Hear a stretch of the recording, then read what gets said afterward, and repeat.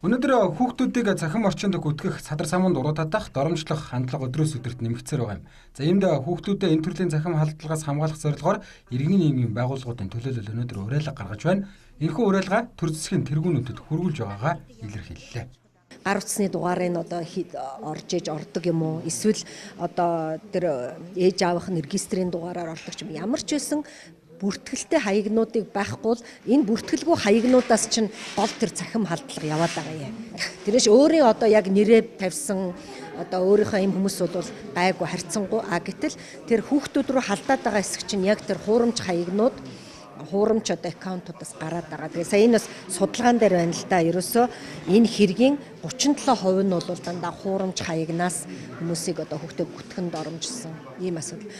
Судалгаанаас харахад цахим орчинд бусдын нэр хүндийг гутаах, доромжлох, гүтгэх агуулга бүхий мэдээллүүдийн 37% нь хуурамч хаягнаас хийгддэг байна. За дэлхийн улс орнууд сошиал ашиглаж байгаа 5 хүүхэд тутмын нэг нь цахим халдлагад өртөх эрсдэлтэй байгаа гэсэн судалгаач гарсан байна.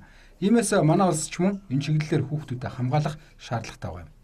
Өнөөдөр аливаа нэгэн асуудал дээр улс төрчсөн янз янзын тийм өнцгүүдийг гаргахдаа энийг бол насан туршаагүй хүүхдүүд өсвөр үеийнхэн хараад сууж байгаа шүү гэдэг тэр юм байхгүйгээр ерөөсөө тэр нэг нийгмийн тэр нэг одоо тэр сошиалын тэр том торхруул ерөөсөө бүх л тэр зүйлсүүдийг бол хутгсан, отхон өмсөн, гүтгсэн тэр бүх зүйлсүүдийг бол ямар ч цензур байхгүйгээр оруулж байгаа. Тэнд нь бол ямар ч цензур байхгүйгээр насан туршаагүй хүүхдүүд өөрсдийнхөө одоо оюун ухааны фильтр дээр шүлтүр байхгүйгээр хүлээж авч байгаа нь бол харамсалтай байгаа. Тэгэхээр өнөөдөр томчууд бид нар ч гэсэн энэ фэйсбүүкийн энэ давуу талуудыг ашиглаж харин сул тал ялангуяа энэ хүүхэд залуучуудаа үдгэр дуурайл болох тал дээр бол бид нар ч гэсэн анхаарах хэрэгтэй.